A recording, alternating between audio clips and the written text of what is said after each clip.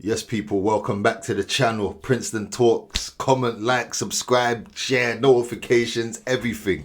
You can see the big smile on my face right now. I'm repping Arsenal trackie. I just come back from the school run. Had to do the school run in the trackie car the other week. Had all the United fans looking for me like, hey, where's that Arsenal, dad? Where's that Arsenal? Yeah, I'm here. Where was you, man, today? Where was you, man, today? Where was everyone today that was looking for me, yeah? Man that didn't even support United was looking for me. Where are they today? My phone is silent. My phone is silent.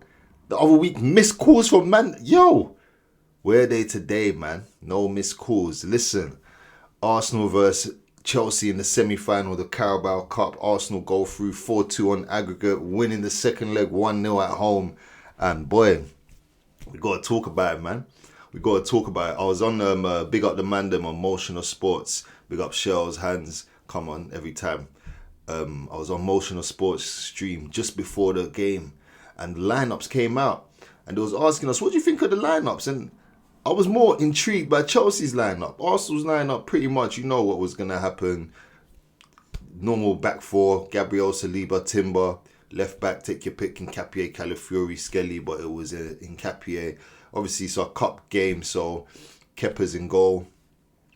Zubimendi, Rice, Eze midfield. It's not too shocking. Obviously, Odegaard and Saka was out, so this isn't like mad shocking. Even if their men are fit, this isn't this isn't shocking to me, innit? This is a normal lineup.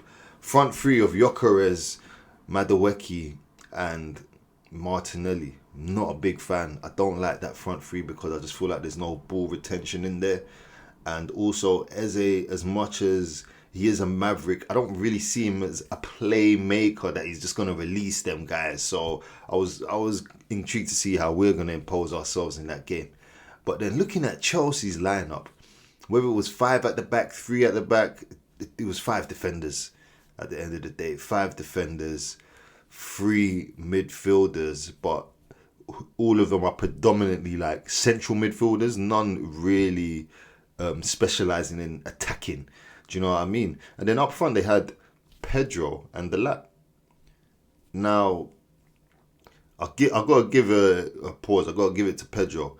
He gave Saliba a game. I think that was a good battle. That was a good battle between Saliba and Pedro a couple times. Like, you know, when that ball just comes over and Saliba's always usually good at just getting his foot in front, head jumping over the player. But Pedro was, you know what I mean? You know when you got them snake hips, you can just twist and turn, move this way and that way. And yeah, man, for the most part, he was making Saliba work.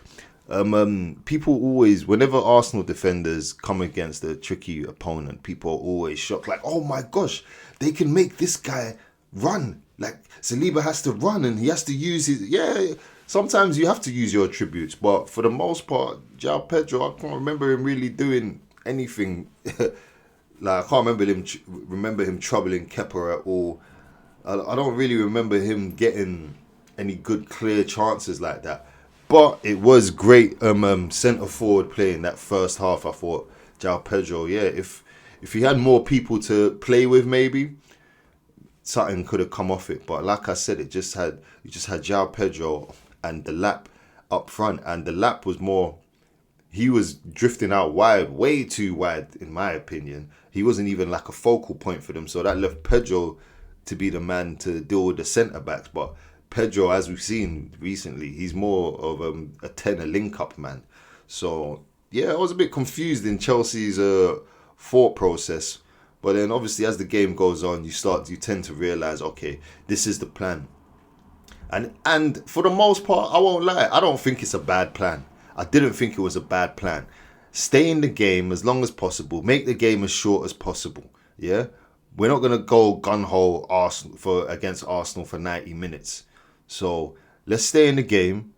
Let it be 0-0 by the 60th minute, by the hour mark. Half an hour to play. Let's start the game. Bring on our subs. And who did they bring on? Sorry, I got my points here because I'll always be forgetting about things. But yeah, I spoke about the Pedro and Saliba battle. Also, another good battle was the Cucurella-Madueke battle. I don't feel like it was as good as the Saka-Cucurella battle. because I feel like Saka usually does get the better of Cucurella. I feel like this was more even, or if anything, Cucurella actually had the beating of, not the beating, but he got the better of Madueke if I had to choose which one. But yeah, that battle, the Pedro Saliba battle and the Madueke Cucurella battle, yeah, those are the most intriguing battles for me in terms of the game. But to be honest, I can't lie, that first half, the onus was on Chelsea.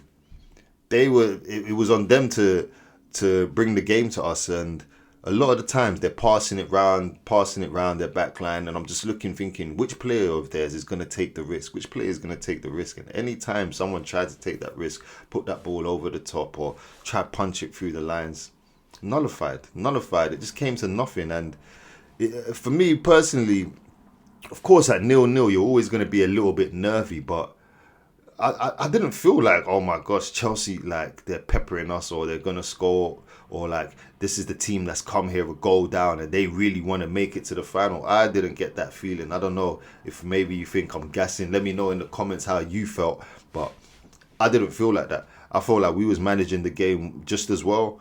The only thing that was in the back of my mind is the subs. We knew that, cool, they're playing for the second half. They're going to bring on the subs, and let's not lie, they had some good attacking depth on the bench in terms of Cole Palmer and Esteval. That, to be honest, that's enough. I think that's enough. When they made them subs, I thought, okay, those two players are enough quality to change the dynamics of the game, innit? And also, I'm sure someone should have got sent off. Was it Santos? Someone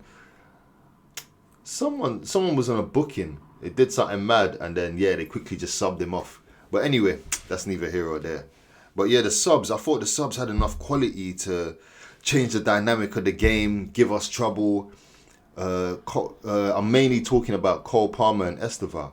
And for the most part, I think they were both poor. Obviously, big up Esteval. I know he had like some personal issues and he wasn't even meant to be in this game, and he managed to come back for the match. So I don't know if that affected him, but personally I think he was poor. He started out on one wing, Nkapie, great job. Went to the other wing, Timber, great job. I think he even got booked for fouling Timber, just the frustration.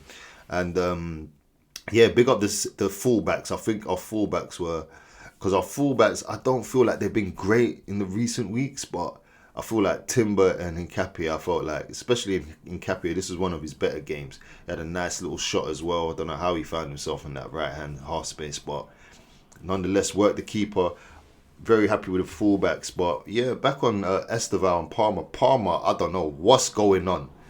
Cole Palmer, or Kopama, as they say on Twitter, on X. What's going on with Cole Palmer? Huh?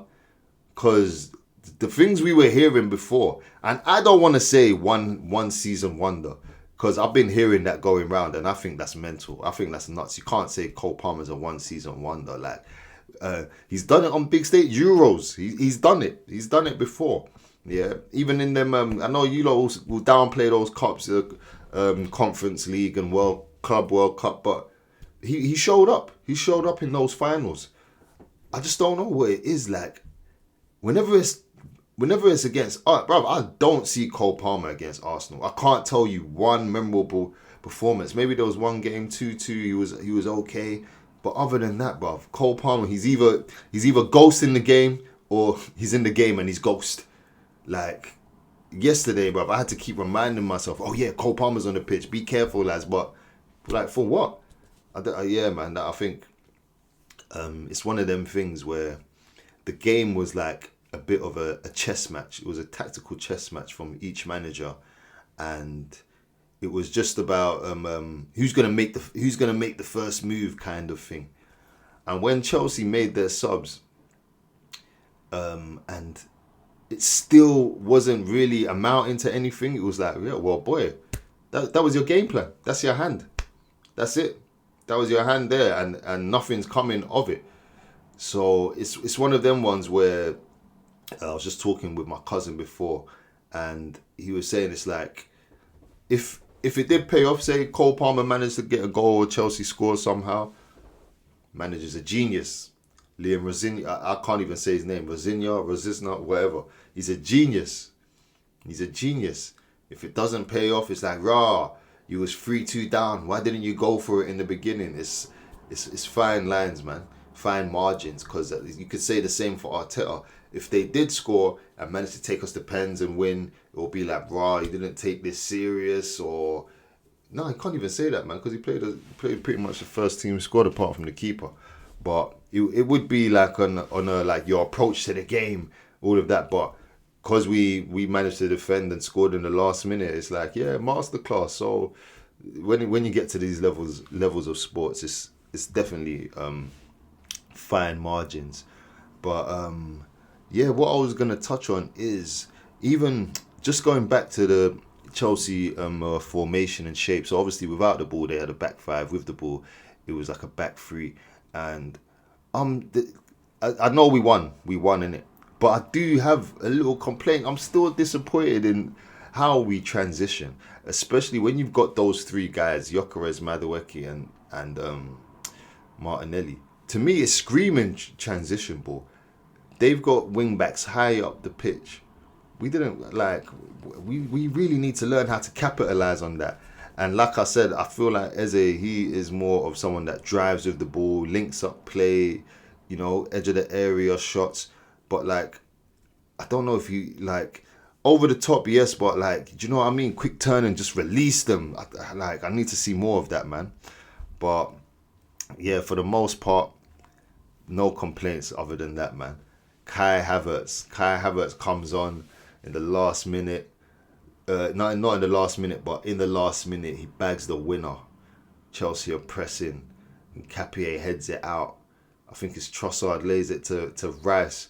Rice looks up, plays an inch perfect ball with his weak foot in the last minute. When you're knackered, you got to respect that, And yeah, Havertz could have squared it. He said, nah, I'm rounding this keeper and I'm bagging. And yeah, man, Chelsea, you're out of here.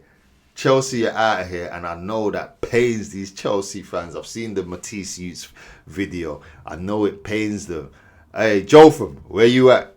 Rowan, where you at, man? Where are these Chelsea fans? Darren, John, what's going on, bruv?